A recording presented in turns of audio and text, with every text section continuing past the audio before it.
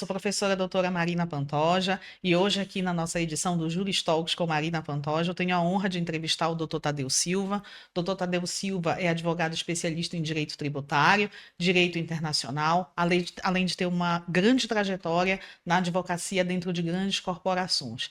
Doutor Tadeu Silva, muito obrigada por aceitar o nosso convite, por estar hoje aqui presente conosco. É uma honra imensa, tenho uma admiração enorme pelo senhor como pessoa, pelo seu trabalho, e eu acho que o senhor tem muito a agregar hoje aqui com a gente para falar para as novas gerações e atuais tudo o que aconteceu na sua trajetória e tudo que reúne o advogado que o senhor é hoje. Muito obrigado. Aqui à sua disposição. No que eu puder ser útil.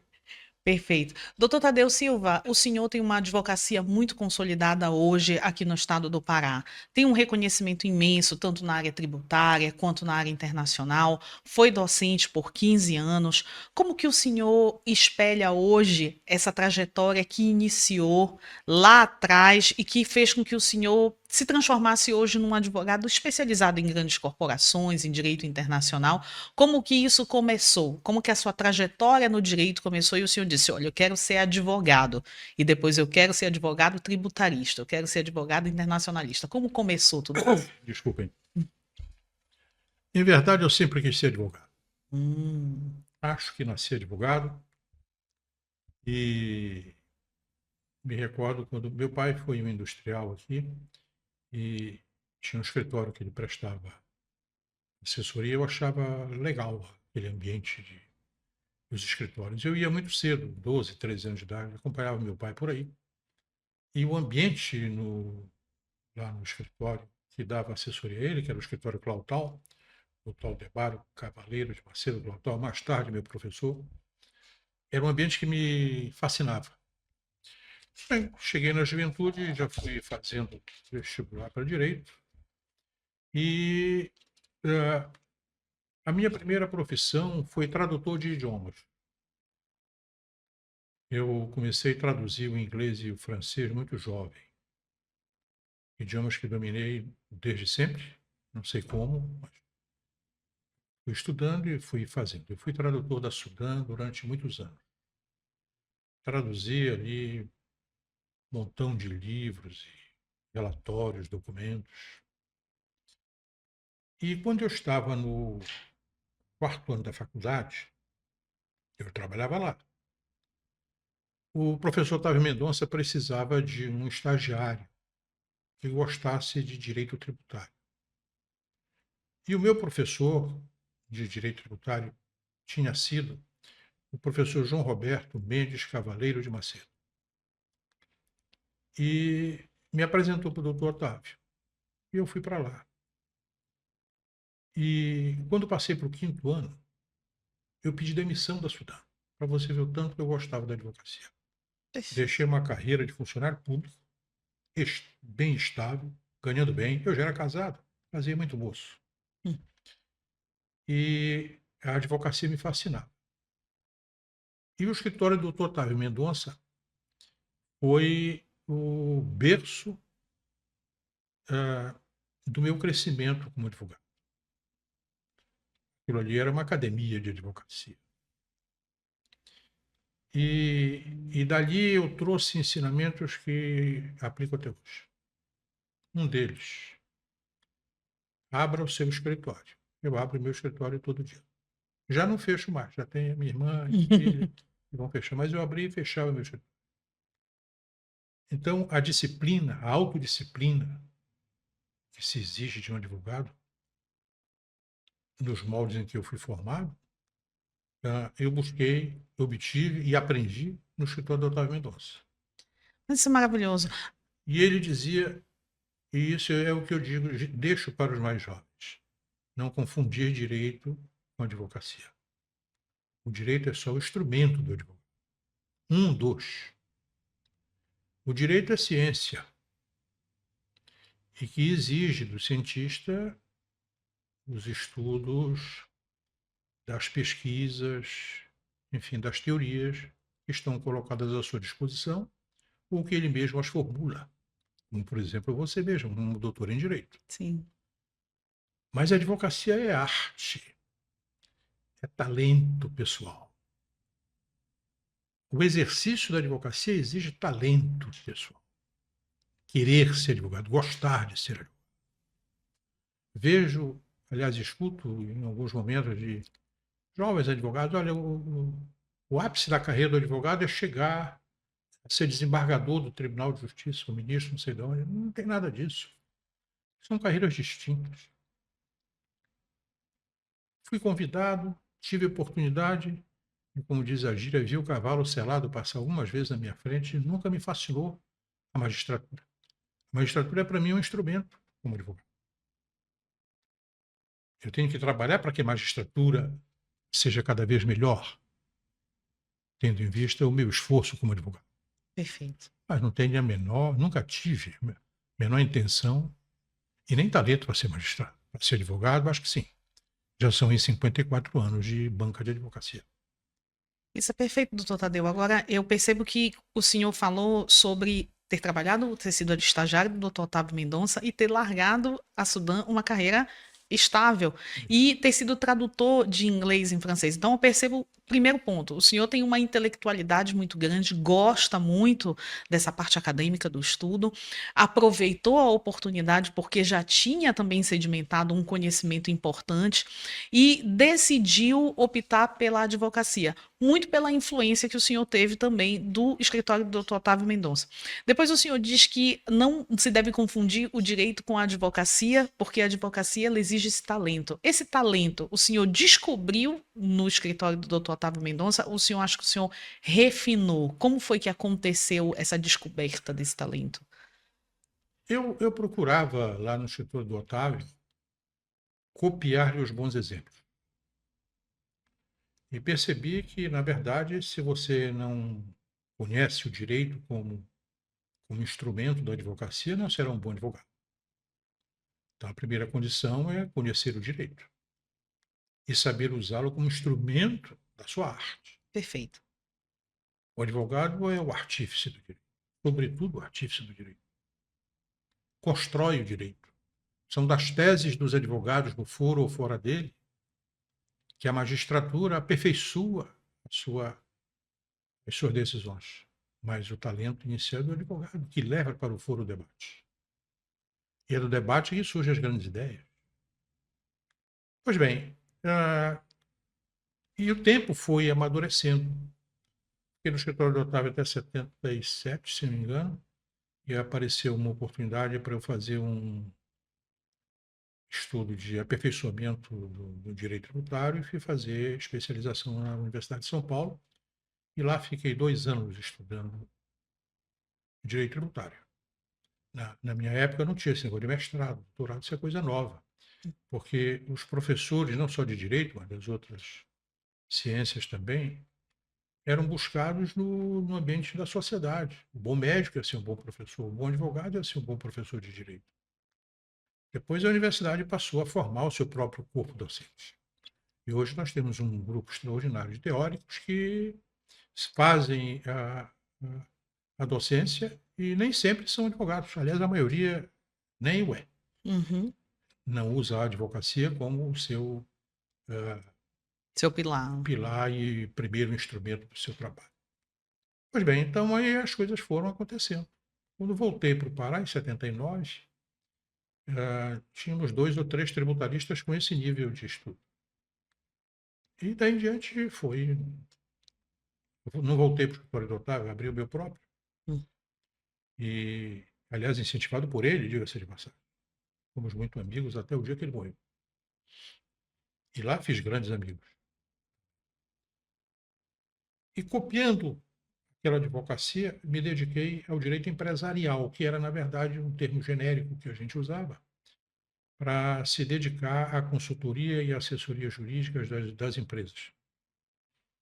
E o debate no foro era uma consequência daquilo que a gente fazia em primeiro lugar, que era consultoria e assessoria.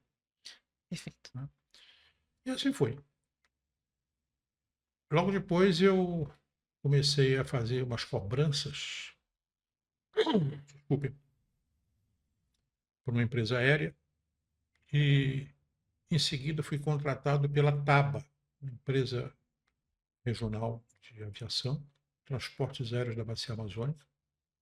E aí sim foi minha primeira experiência no direito aeronáutico e eu diria, no direito corporativo da aviação.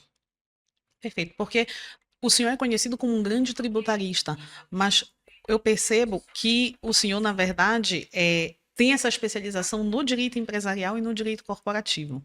O direito tributário, na verdade, ele faz parte de um grande arcabouço. E o senhor, na verdade, entrou na advocacia, mas eu percebo também que, além da advocacia, o senhor exerceu a docência. Mas é muito latente, o senhor me corrija se eu estiver errada, que o senhor acha muito importante essa prática do direito para ensinar. Eu também considero isso muito importante, também sou professora de direito empresarial e eu acredito piamente que quando você tem a vivência, é muito mais fácil de você exemplificar e enxergar o direito como alguém que atua e alguém que é um ativista do direito. Dentro dessa perspectiva tributária e corporativa, como que o senhor fez essa transição de um escritório de advocacia para dentro de uma corporação? O senhor prestava essa assessoria jurídica do seu escritório ou o senhor foi para dentro da corporação? Porque existem duas formas de você atuar. Ambas as coisas. Na verdade, eu já era diretor jurídico da TABA por uma necessidade que a companhia tinha, ou teve à época, quando saiu das hélices para a aerojato.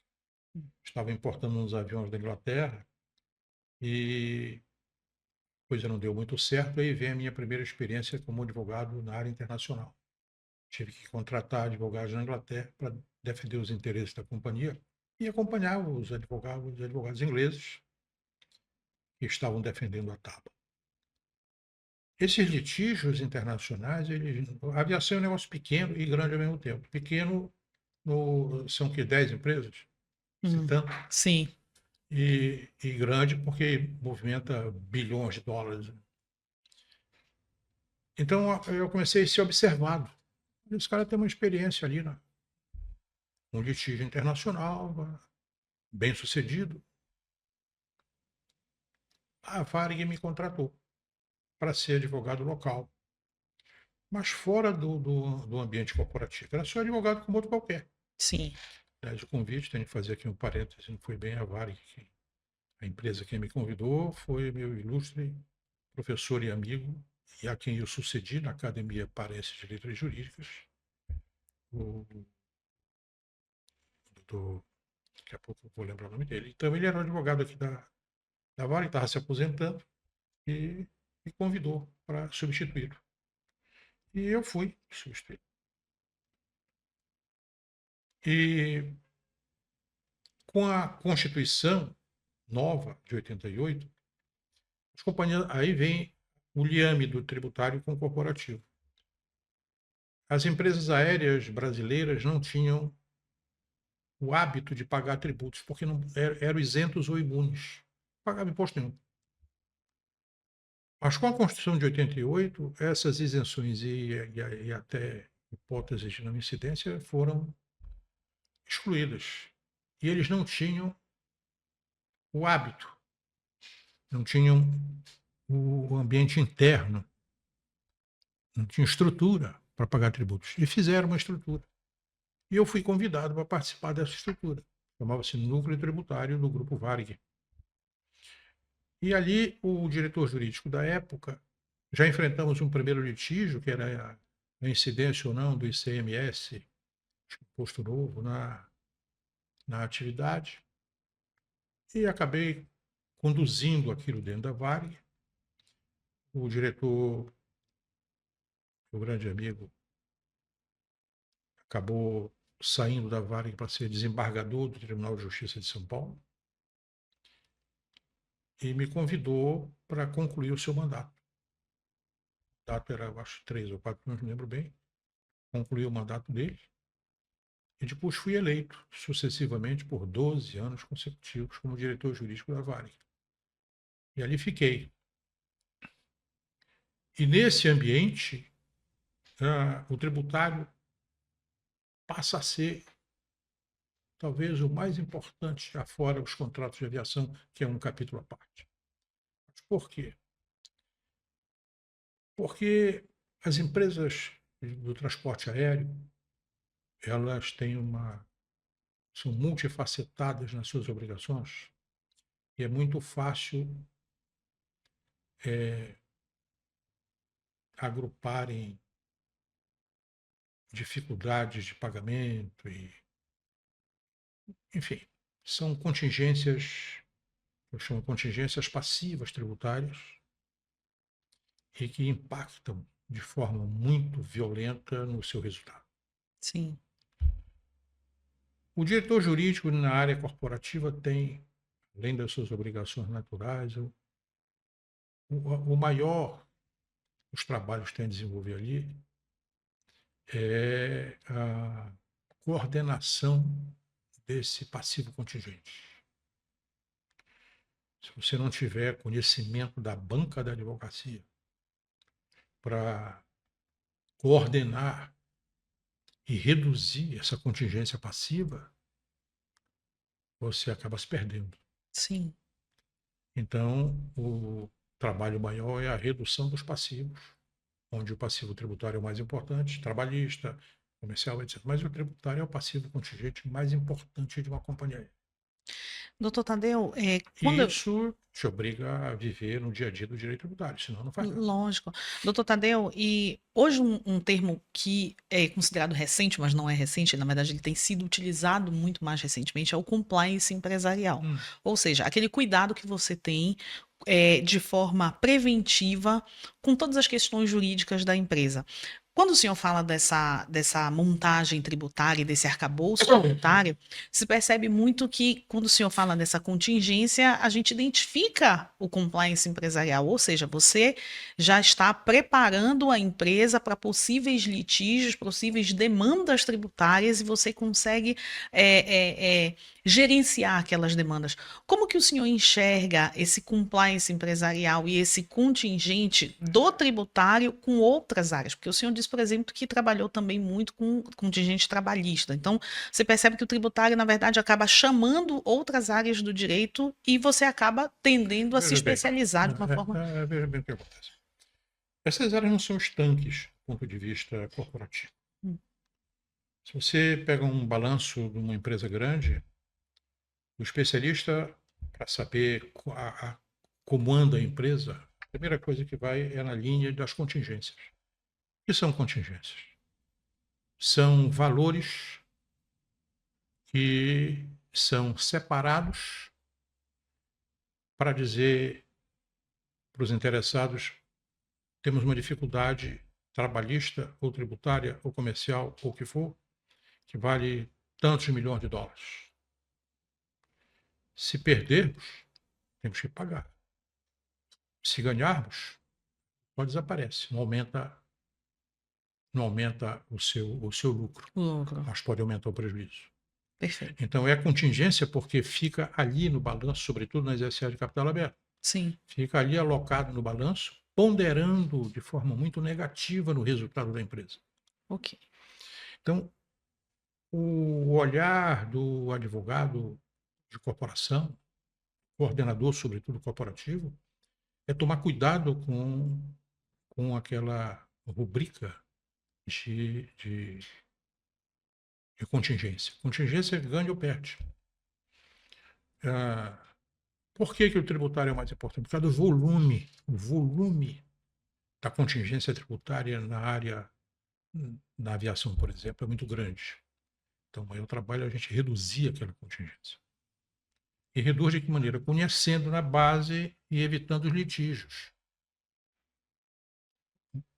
Recomendando a direção, olha, paga, porque se não pagar, vai criar um passivo tão grande que daqui a 3, 4, 5 anos você não vai mais conseguir pagar. Fora a multa. Sim, aí entra tudo. Então, nesse particular, todas as contingências se encontram. Mas lá nos estudos analíticos estão separados. Contingência tributária, contingência trabalhista, contingência comercial. Entendeu? E a empresa que tem um bom compliance, tem um compromisso com o conceito de empresa viável, É aquele conceito da empresa viável, é aquela empresa que paga seus tributos, paga seus empregados e dá lucro. Essa é a empresa válida, viável. A empresa que falta um desses itens, ela não é viável, ela não é uma empresa válida. Perfeito. E acaba por comprometer todo o empreendimento. Cabe ao diretor jurídico, no caso da Varig, era assim, zelar pelo patrimônio da companhia, exercer o controle da legalidade dos atos da administração e tendo compliance em mente, porque o relacionamento com o mundo global hoje tem como primeiro pilar o compliance. Uma empresa que não tem ética é muito mal vista. Recordo, vou fazer aqui um parêntese, estamos aí por volta do ano de 1995, 96, quando nossa empresa passou a ser exigida por parceiros internacionais sobre questões éticas. Como é que funciona isso aí? Como é que vocês lidam com isso? Pode um gerente receber um presente, uma televisão, Perfeito. uma caneta, Perfeito. o que for? Nós tínhamos na Varig isso de forma pelo costume, mas não era nada escrito. E eu fui encarregado de escrever, e escrevi, naquela época, o código de conduta da companhia, Um código interno. código interno. E foi um processo muito interessante, porque ele foi de baixo para cima. A Varig discutiu aquilo com seus empregados, desde os menos qualificados até o conselho de administração. Perfeito. Houve uma consulta interna sobre. Aí saímos, aí escrevemos os articulado. O fato importante foi o passo seguinte. Sabe que as questões éticas não há coercibilidade. Sim, Você tem que claro. ter espontaneidade. Então, nós demos um exemplo, os diretores da companhia, e fizemos rodar em toda a empresa de ponta cabeça os atos de adesão espontânea dos diretores, dos conselhos de administração, àquele código de conduta. E demos um prazo de 1 ano para aqueles que quisessem aderir, fizessem a adesão. Ficava evidente que aqueles que não aderissem estavam com um convite informal, peça suas contas, porque não é o seu lugar aqui. Perfeito. Levou mais de 1 ano, isso levou uns 2 ou 3 anos. E na admissão dos novos, feitas os processos de admissão, se entregava aquilo, dê uma lida, vê se você concorda com isso. Concordo, então digo que adere, porque se o senhor não concordar, o senhor não pode ser admitido. Entendi. Nossa companhia, para trabalhar, tem que Então, concordar com essa adesão. isso. Foi o berço do compliance. Perfeito. Agora, essa adesão, ela circulava em forma de documento para que eles pudessem ler e aderir. E houve empregados que não aderiram? E ler que eu lembre, não. Porque realmente, Que eu lembre, não. normalmente, embora não seja coercivo, mas dá uma ideia de moral muito importante. Mas aí... esse era o objetivo mesmo. Perfeito. Eu me lembro que a gente tinha dito assim, nenhum funcionário, incluindo do presidente ao embaixo, podia receber presentes acima de $50. Ok. Se recebesse, tinha que entregar para a Fundação Rubem Berta, que é quem tinha o controle acionário da companhia. Era um negócio bem bacana. Muito bom. Agora, doutor Tadeu, quando a gente fala na compliance empresarial, que é um termo que eu digo que é novo, porque ele tem sido falado muito ultimamente, antes não era, mas você vê que existe um embrião muito grande do compliance internacional, obviamente do compliance geral, e dentro das companhias, quando o senhor lida com os outros setores, porque o senhor falou muito de contingência trabalhista, contingência tributária, é óbvio que aquela contingência, ela, se não for bem gerenciada, impacta no resultado geral da companhia. Como o senhor disse, se você não tem proposta, você não tem promessa de lucro, mas você tem promessa de prejuízo se não for bem gerenciado. Isso precisa ser conversado com a companhia de uma forma geral. Como que isso era feito com os outros diretores? O senhor sentia um bom diálogo? O que é um bom diálogo? Na verdade é o seguinte, uma empresa de esporte como a Varig, e sendo uma SL de capital aberta, suas contas tinham que ser auditadas externamente. Então, o primeiro contato era com a auditoria externa. para saber como a auditoria ia enfrentar aquele tipo de contingência, em que, por exemplo, eu sou obrigado no balanço a fazer o contingenciamento do dinheiro para pagar o adicional de periculosidade de quem trabalha na pista do aeroporto. Mas a Varig não paga. E não paga propositadamente. Aquilo vai criar um contingente. Uma contingência, melhor dizer. Não paga Por que que não propositadamente, pagava? o que significa? Não pagava porque não concordava com aquilo que estava Ah, discutindo em entendi. juízo. Ok, perfeito. Então, estamos discutindo em juízo e achamos que não há perigo algum porque trabalha na pista. Ok. No momento que há uma decisão definitiva, diz, olha, é para pagar porque a adesão de último grau foi no sentido de que há periculosidade. Para nós, aquela contingência acabava e passava a ser obrigação. Eu tiro da contingência e vou tratar de pagar o que estava contingenciado. Perfeito. Então, contingência está ali, né? Ou é ou não é. Alguém tem que decidir se é. Assim funciona. E aí é complexo, porque isto envolve toda a empresa. Sim. Isto não foi válido só para Vale, qualquer companhia é assim funciona. Senão, ela quebra ali adiante. Você vê, hoje, é só pegar os processos de recuperação judicial.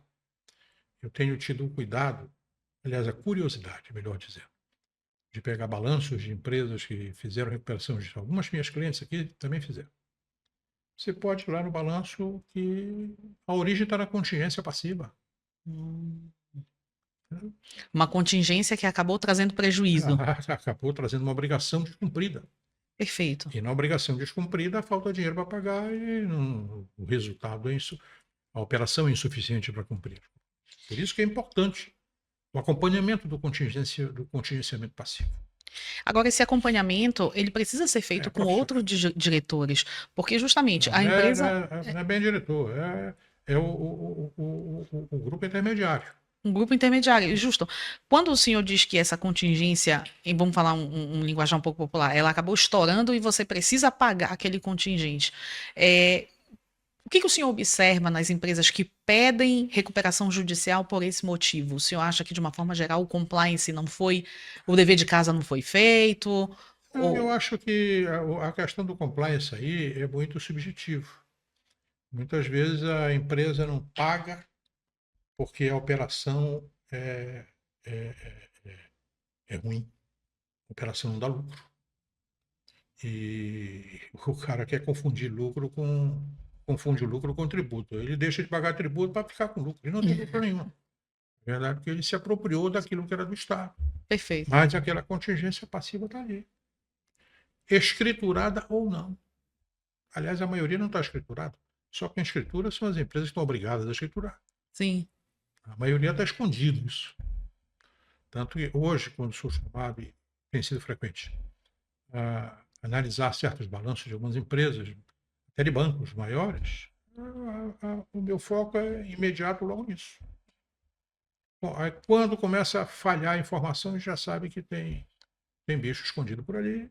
E lembra recentemente o que aconteceu com as lojas americanas, sim. há uns anos atrás? Eu, Não ac- foi contingenciada aquela obrigação. Foi contabilizada de forma errada e deveria ter sido contingenciada. Não foi, tornou-se obrigação. perfeito. E aí a empresa se vê obrigada a O pagar. acionista veio, não foi a empresa, vieram os acionistas Nisso. majoritários e daram dinheiro novo. A empresa não tinha resultado suficiente para sair daquilo. E o que o senhor observa das recuperações judiciais no Brasil recentemente, de uma forma geral? Elas são frutíferas, elas são exitosas, ou o senhor percebe que, de uma forma geral, a empresa pede recuperação judicial já sabendo que o caso é de falência, muitas vezes para ganhar tempo? O que o senhor sente? Tem de tudo, né? Tem de tudo. Mas a recuperação judicial não é uma coisa nova, só mudou o nome. Sim, Lá no passado chamava-se de concordata. Né? sim, Então, existiam as concordatas brancas, quer dizer, na verdade, eram aquelas concordatas que não estavam em juízo. Você se fazia uma espécie de sindicalização de dívida, se organizava ali com seus credores e saía com tranquilidade. Depois não dava, tinha uns que foi feito para quebrar mesmo. E na recuperação judicial de hoje não é diferente. Tenho um grande amigo, especialista em recuperação judicial aqui, o Dr. Cláudio Malché Filho, e o seu escritório, perfeito. e ele mesmo já pilotou algumas de clientes meus, e se saiu muito bem, porque o Sim, objetivo da empresa era se recuperar e não era quebrar. sim. Agora, aquela que faz para quebrar não vai sair, vai quebrar mesmo. E o senhor percebe uma incidência ou fica 50%, uma incidência muito grande das empresas que abrem recuperação judicial de forma predatória, vamos supor? O grande problema, Marina, a meu ver, eu não sou um especialista em recuperação judicial, mas sou um advogado empresarial. O grande problema é que, fora do âmbito da recuperação judicial, sobretudo na área tributária e na área trabalhista, existe a desconfiança de juízes, de promotores, de Ministério Público, enfim, de que aquilo ali foi feito para quebrar a empresa. Ok, é E não predatória. é predatório, não é para pagar ninguém. Sim, E o comportamento dessas pessoas dentro do processo é remando contra a recuperação judicial. E muitas vezes a recuperação fracassa em virtude dos atos exacerbados desses, desses atores que não veem motivo de recuperação judicial, não sendo da competência deles a análise. perfeito. Entendeu? Então, aquela empresa que vai na recuperação judicial, já está aqui o dinheiro dos trabalhadores, quero fazer um acordo de tantos por cento, o juiz vê de outra maneira. Aquele que quer esconder também, e é predador, o juiz não deixa esconder. Então aí fica aquele puxa-encolhe. É muito cada caso é um caso. Infelizmente, a desconfiança da recuperação judicial, a meu ver, como instrumento válido para a continuidade de uma empresa em dificuldade, está nos próprios atores do Poder Judiciário e do Ministério Público. Então, o senhor acredita que existe essa barreira institucional? Porque uma coisa é você ser um advogado especialista e ter um conhecimento aprofundado das técnicas da necessidade da recuperação ou da falência. E outra é você ser um juiz, estar do lado julgador e muitas vezes não tem a mesma visão, tanto o Ministério Na Público quanto a maioria visão. das vezes não tem. É por isso que o Dr. Clóvis Malcher e outros no Brasil inteiro propugnam por varas especializadas em recuperação judicial e falências. Porque são juízes que iriam estudar com profundidade aquilo. Exatamente, esse é um ponto E hoje importante. não. Hoje, ali na vala comum, e é muito complicado. O juiz não sabe tudo. Esse é um ponto que o senhor tocou, que é justamente uma coisa que me intriga muito, porque se você não tem uma especialização em falência e recuperação judicial, que é uma matéria que exige um aprofundamento muito grande pelos Uma visão detalhes, de direito empresarial completa. Se completa. for incompleta, já não serve. Já não serve, exatamente. Então é muito difícil você cobrar de um juiz que ele pega de uma forma geral várias matérias. Você vê que as varas elas são civil e empresarial. É. Quer dizer, a vara ela tá ali absorvendo tudo e muitas vezes o juiz ele não tem o tempo necessário para Nem tempo, nem analisar, preparo. nem tempo nem preparo para analisar com profundidade um processo de falência e recuperação judicial, que é um processo que é extenso. Já a recuperação extrajudicial, ele já faz uma análise mais final, mas a falência e a recuperação judicial, especialmente, ele precisa ter um tempo para fazer uma análise importante. Agora, doutor Tadeu, a gente fala da advocacia corporativa e do compliance. O senhor falou que, além da área tributária, o senhor atuou também na área trabalhista. Nós tivemos uma entrevistada aqui que falou algo muito interessante, que foi a doutora Paula Fracinetti, sobre a questão trabalhista e as mudanças das exigências da advocacia trabalhista dentro também do setor corporativo. Como que o senhor enxerga hoje essas mudanças comportamentais do trabalhador, levando em consideração, eu acredito, uma mudança cultural, mas também muito embasada na inteligência artificial. Você percebe, por exemplo, eu tenho amigas que têm escritório de advocacia e elas dizem o seguinte: olha, hoje a gente percebe que as pessoas elas estão muito desapegadas com o trabalho em si. Não é ruim, a pessoa quer ter a vida pessoal, mas o que ela percebe? Aquilo é muito rotativo, é como se a pessoa dissesse: olha, eu vou fazer isso aqui, se eu não fizer, Passando disso, eu não vou mais fazer o meu trabalho, não vou mais fazer algo que não é o meu trabalho. E existe também uma exigência que é aquela questão do desvio de função, do tempo máximo. Dentro da advocacia, a gente tem um profissional, advogado que é o autônomo. Como que o senhor enxerga hoje, dentro das corporações, essa lida com essas novas exigências do relacionamento humano? É, Olha, num certo momento da minha vida profissional, eu fiz muito direito do trabalho. Muito menos direito individual e muito mais direito coletivo. Ah, fui advogado das federações todas, agricultura, indústria, comércio, sindicatos, sempre muito mais no direito coletivo. O direito coletivo é um direito abstrato, né? sim, Para empregados e empregadores, buscando regras de relações dentro do trabalho específicas em cada caso concreto. E já naquela época, o que a gente percebia era a presença muito dura do Estado, impedindo a autonomia de pensamento do trabalhador. O trabalhador queria ser assim, mas a justiça não pode pensar. O Estado que vai tutelar o seu pensamento. Eu quero fazer um. Estão agora discutindo a semana de 6 dias, 5 dias. Isso está na pauta desde sempre. sim. A escala Ah, 6x1, fim da os escala 6x1. trabalhadores deixaram, aliás, nunca tiveram autonomia de resolver suas questões. Apesar da Constituição dizer que é, mas não é. O Estado interfere severamente nisso, impede o desenvolvimento, trava o conhecimento, trava o desenvolvimento empresarial, trava o desenvolvimento das relações, porque eu vou dar um exemplo para você aqui que aconteceu comigo há muitos anos atrás. Era um cidadão que tinha uns carrinhos de cachorro-quente, 2 ou 3. Ele alugava aquele carrinho de cachorro-quente para as famílias lá venderem o seu cachorro. Não pagava, ele tomava o carrinho, passava para outro. Um desses aí foi para a Justiça do Trabalho reclamar relação de emprego. E Hum, pior do que isso, todas as consequências daí advindas, jornada de trabalho, adicional noturno, férias, enfim, era um negócio desse tamanho. sim. E eu fui defender o dono do carrinho.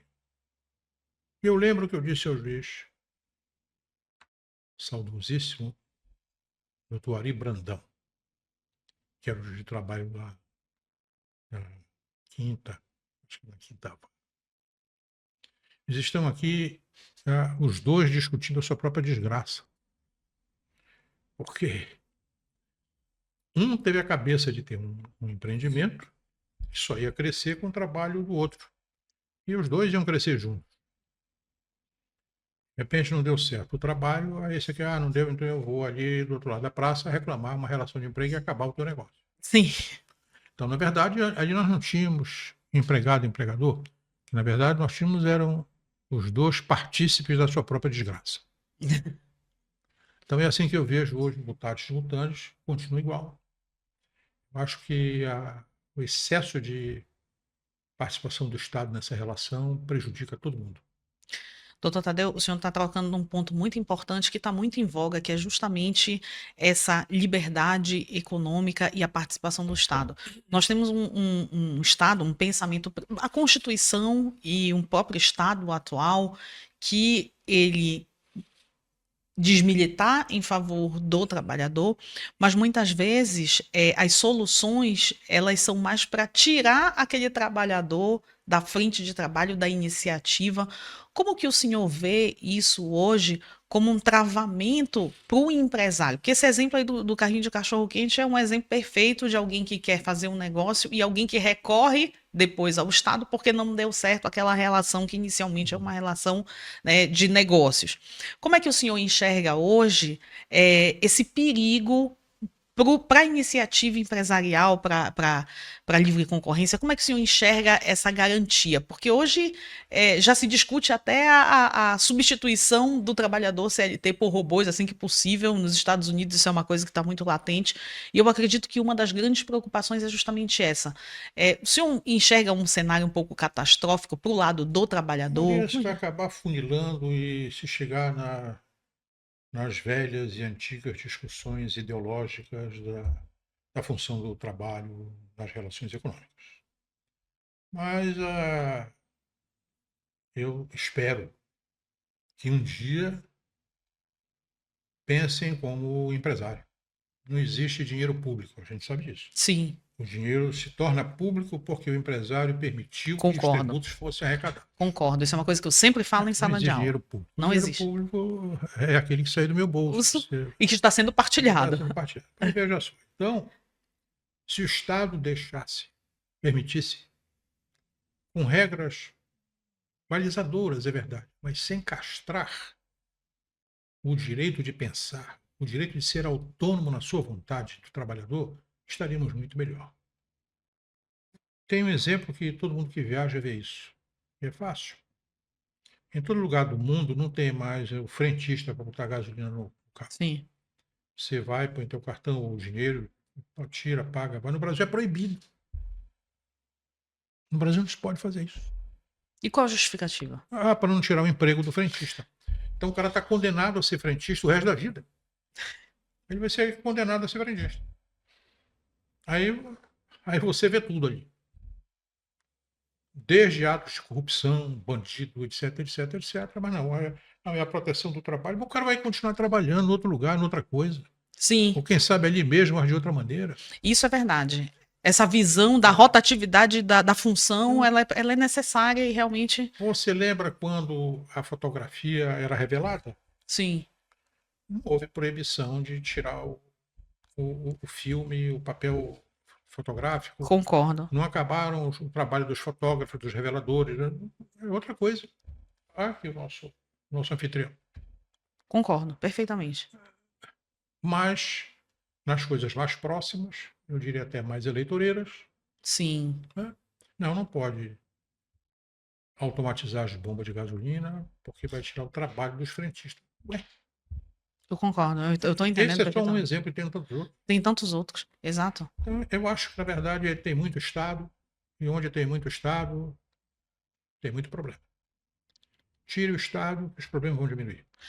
Ao longo dos anos, na sua atividade de advogado, o senhor percebeu uma melhora ou uma piora ou uma estabilização dessa intervenção estatal? Como é que era antes da Constituição de 88? O senhor percebeu? Era maior, a intervenção era maior. Eu passei um período também na minha vida profissional, Marina, em pleno regime militar. Sim, O regime militar, que inaugurou em 64, terminou mais de 30 anos depois, também tinha a mesma coisa. Só que os sindicatos eram policiados, digamos assim. perfeito. E realmente foi pior a emenda do que o soneto. Sim, Porque o governo da época impedia reunião, impedia que se agrupassem, enfim, impedia tudo. Era complicado. Isso da época em que não tinha habeas corpus e mandado de segurança. é, Pois bem, só foi mudando. Mas muda a roupa, mas o miolo é igual, continua igual. Então, suponho que se tivéssemos nova Constituição, como estão já falando aí, não ia adiantar nada. Porque quando veio a Constituição de 88, o objetivo era tirar o Estado da organização sindical. Foi uma luta. A isso levaremos outro tanto de tempo a discutir isso. Foi uma luta. De que maneira? Tirando a contribuição sindical obrigatória. Só vai pagar quem quer sindicato que pague a sua manutenção. Então, se excluiu do texto da Constituição a contribuição sindical obrigatória. Quem tratou de redigir esse articulado desse departamento aí foi o doutor Roberto Santos e o doutor Amaury Mascaro do Nascimento, sob a coordenação do professor Armando Mendes. E ali se escreveu que, olha, vamos ter sindicato único por categoria profissional na mesma base territorial. Sindicato único. Mas não vamos ter mais contribuição sindical obrigatória. Isso era senso comum. Saiu desse grupo de trabalho, o articulado, foi para a mão do senador, mais tarde governador do Pará, que era o presidente daquela comissão temática, doutor Almir Gabriel,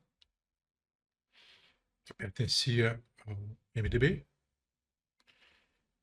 Eram 3, 4 da manhã quando a gente saiu e foi entregue para esse articulado. No dia seguinte, ia para ser votado lá nas sessões, que a gente chama de avulso. Então, aí fomos ler o avulso, que tratava da organização sindical, aquilo ali tinha sido tirado. Ué, aí o doutor Roberto Santos, amigo, que foi? Amigos íntimos. Sim. Por que tiraram? O senador Mário Covas, que era o chefão do MDB, disse que não pode porque vai ter problema com o sindicato, vai ter isso, vai ter aquilo. Entendi. O Roberto Santos entregou, ele veio embora para Belém. Eu estou fora disso. Mais tarde ficamos sabendo que, em verdade, a manutenção da chamada hoje contribuição para a manutenção do sistema confederativo de representação sindical Hum, foi propugnada pelos empresários e não pelos trabalhadores. Porque é essa contribuição que é obrigatória, contribuição, para manter as federações de indústria, confederações, etc., que são dirigidas pelos próprios empresários. E esse é outro departamento. A gente sabe que é uma gastança sem tamanho. sim, com certeza. Então, o problema vem na base, sabe? Não acredito que pela legislação se vai resolver alguma coisa. Só Nunca que é resolveu. uma questão Cultural, cultural, cultural, comportamental. cultural. E não foi a minha geração e não será tão cedo. Não sei. Doutor Tadeu, como que o senhor enxerga hoje, tendo passado por várias gerações, na verdade, de advogados, que o doutor Otávio Mendonça, por ter feito também carreira docente, eu percebo que o senhor se identifica como advogado, sempre se identificou como advogado e esteve na carreira docente, mas o senhor também gosta do estudo da área acadêmica, o senhor foi presidente da Academia Paraense de Letras Jurídicas. Como que o senhor enxerga esse casamento entre a docência e a atividade advocatícia, a atividade prática? Marina querida, eu acho que na docência a gente teria que dividir em 2 departamentos. A docência formal e a docência informal. Sim, A gente vive ensinando e aprendendo dia a dia. E o advogado militante, aquele que vive da sua banca de advocacia, ele aprende e ensina todo dia. perfeito. Agora, a docência formal, essa que Institucional. institucional, etc., talvez pudesse se aproximar um pouco mais da atividade profissional. Vejo certos arrobos teóricos que, passado a limpa, dão em nada. Vejo renomeações de institutos que já foram discutidos, debatidos, criados, informados eu diria até séculos atrás. Volta com a mesma conversa, faz mudar o nome, Sim, e isso não agrega valor. Só faz, digamos assim, atualizar a linguagem. Vou já lhe dar um exemplo. Hoje, os professores de direito tributário dizem, vamos ver a chamada regra matriz de incidência. O que é a regra matriz de incidência? É aquela fórmula que está na Constituição e que estabelece tal e qual tributo. Essa é a regra entendi. matriz de incidência. Poxa, mas com a emenda constitucional número 18 na Constituição de 46,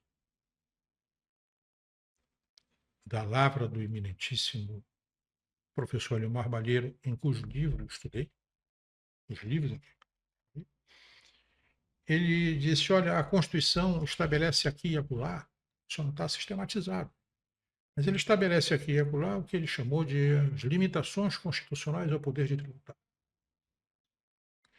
que se transformaram num departamento da Constituição de 46, Sim. com a emenda 18, que foi repetida em 67, na emenda número 1 de 69, mais refinada, a Constituição de 88,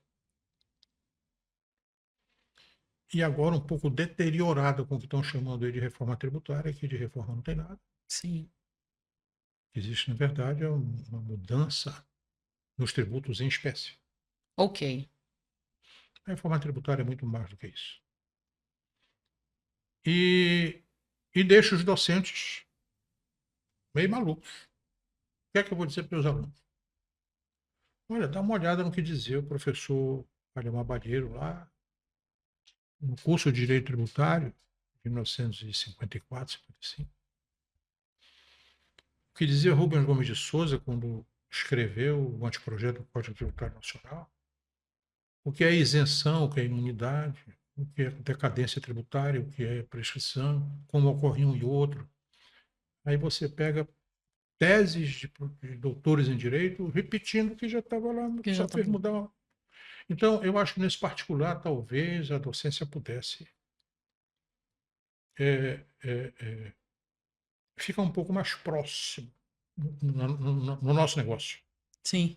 da advocacia e ouvir um pouco mais. Ouvir um pouco mais. Esse é um ponto importantíssimo. Porque o dinamismo das relações, mesmo das relações entre Estado e contribuinte, é que fazem surgir talvez até novos institutos que nos conhecessem antes. Perfeito. E não ficar repisando o mesmo com nomes diferentes. O senhor sente, então, que as teorias, a própria doutrina, ela parte dessa prática que é Eu acho que justamente. deveria. Acaba Da sua partindo da sua observação. observação. O senhor falou uma coisa muito bonita, né? Que você tem a docência formal e a informal. A informal é o advogado que ensina os outros advogados da sua banca e que não só ensinam, como também inspiram. E isso é O muito dia a dia. importante, o dia a dia. Eu tomo como exemplo disso aí, e estou falando isso porque faleceu ontem um grande amigo meu, o Dr. Raimundo Costa, o Costinha. Eu coloquei lá na nossa rede social, morreu. Eu perdi não só um colega e um amigo, mas um irmão. Costinha foi o último colega de escritório do Dr. Orlando Bittar. Olha que maravilha. Pois bem, o Dr. Bittar fazia as duas docências, a formal e a informal. O Dr. Bittar dava aula na rua, comendo pupunha, conversando com seus alunos, Perfeito. tirando esta ou aquela dúvida no seu escritório e dando a aula na faculdade. Eles que, como eu, tiveram a sorte de ser aluno dele. E na advocacia é isso, o dia a dia a gente aprende e ensina. Ensina todos os dias. Como que o senhor vê? A gente já está se encaminhando para o final dessa entrevista maravilhosa. Eu fico extasiada, eu fico em transe ouvindo. Como que o senhor vê esse aprendizado todos os dias com a base que o senhor tem?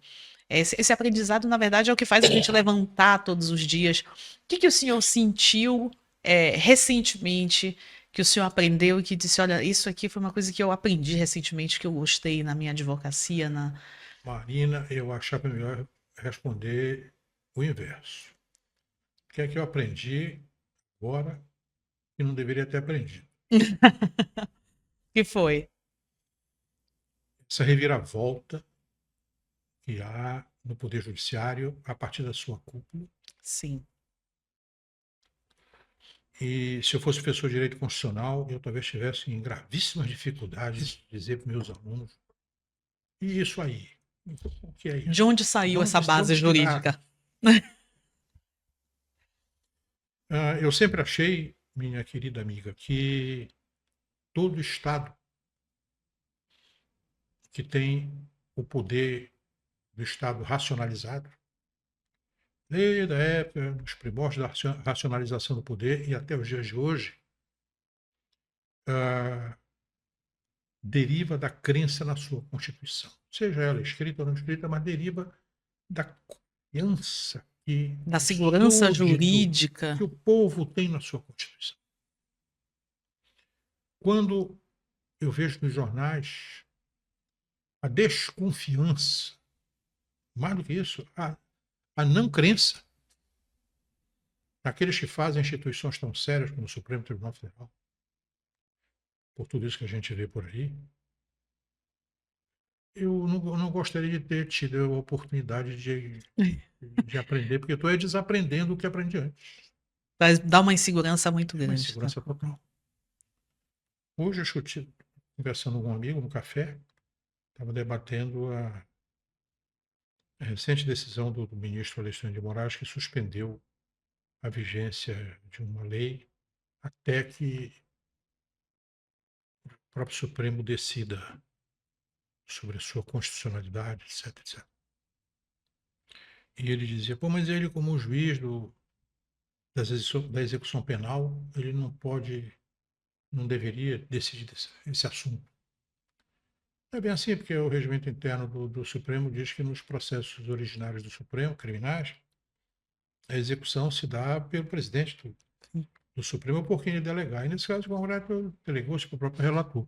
Mas, na verdade, quem estuda direito constitucional está assustadíssimo. Sim. Então, aqui do alto dos meus 80 anos de idade, mais de 50 de advocacia, eu vejo com muita perplexidade. O futuro não é do direito, é o futuro das instituições no Brasil. Sim. O direito continua sendo uma ciência que vai depender dos doutores do direito como você e tantos outros. Seus estudos, né? O doutor em direito, aliás, de qualquer área, forja seu raciocínio a partir da observação dos fatos sociais. Esse fato social está diferente daquele. Então, por que está diferente? Por isso aí gera dali uma teoria que busca na sociologia do direito as bases da sua compreensão, mas, sobretudo, a sociologia política. Sim. E, nesse campo, a minha geração estudou muito isso. E nós somos todos muito perplexos. Aderir esta ou aquela opinião é mera opinião política, mas a adesão científica, como é que eu vou enfrentar isso?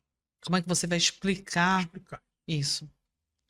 Então, voltando, era o tipo da coisa que eu gostaria de não ter aprendido. E hoje, o senhor diz dos altos seus 80 anos, que nem parece, né? Uma lucidez. Ainda faz marcenaria? Olha, a marcenaria foi ficando para trás, porque eu sou marceneiro. De onde surgiu esse hobby? Foi aparecendo. O meu pai era marceneiro, o meu avô também. E o que o senhor gosta Eu gostava de fazer tudo. Aí eu tinha sempre nos meus sítios uma oficina boa. Aprendi muito na Europa, por onde viajei e tal. E eu fazendo as minhas coisinhas ali. O senhor gosta desse hobby para limpar a mente, Sim, para sim. o pensamento Olha, flui? os cálculos, os desenhos, a forma de fazer, a habilidade manual. Não, isso é Isso maravilhoso. me afastava um pouco dos livros e me dava um pouco mais de descanso para tomar meu whisky sem estar lendo o livro. Porque não vai beber whisky e ler livro. Pois é, a gente já tentei, mas não dá certo. Existe uma mensagem que o senhor gostaria de passar para os seus telespectadores, para os alunos que estão lhe assistindo? Eu gostaria, sim, de dizer para a juventude que está aí, façam da advocacia sua arte, mas sem deixar de aprender o seu principal instrumento, que é o direito. Então, tem que estudar todo dia. Perfeito. Não pode estudar hoje e deixar ali. Não, tem que ler e estudar todo dia. Quanto mais você estuda, mais você se aprofunda e mais chega à conclusão de que cada vez você sabe menos. Exatamente. E quanto menos você sabe, mais vontade tem de ler e de estudar. Exatamente. Essa é a mensagem. É uma mensagem maravilhosa. Doutor Tadeu, eu poderia ficar aqui com o senhor, não sei até quantas horas, porque eu adoro conversar, já fui ao seu escritório para conversarmos, Gostaria de agradecer muito a sua disponibilidade em estar aqui com a Que é gente, a isso. sua amizade, Disponha, viu? e que o senhor continue sempre iluminando e guiando as pessoas que se inspiram no senhor, como eu, que me inspiro muito, me inspiro profundamente. Sempre costumo dizer assim, eu vou observar bastante o doutor Tadeu falar, porque eu pretendo chegar perto de falar também. Doutor Tadeu, muito obrigada Eu que pela sua agradeço, Marina. disponibilidade. Sucesso aqui no projeto do ISM, que E a gente faz justamente tudo. nós temos uma admiração muito grande pelo senhor aqui no Instituto Silvio Meira, pela sua participação nos nossos congressos, nossos eventos, e acreditamos muito que o senhor é uma das pessoas, um dos advogados que mais inspiram o Instituto e a juventude. E a mim, que já não sou mais tão menina, mas continuo me inspirando muito no senhor, e na forma como o senhor conduz. Eu sou a professora doutora Marina Pantoja, estive hoje aqui com o doutor Tadeu Silva, numa entrevista maravilhosa, extremamente inspiradora, que trouxe com certeza, como sempre, novas ideias para a advocacia, para o direito e para a atuação profissional e humana. Obrigada.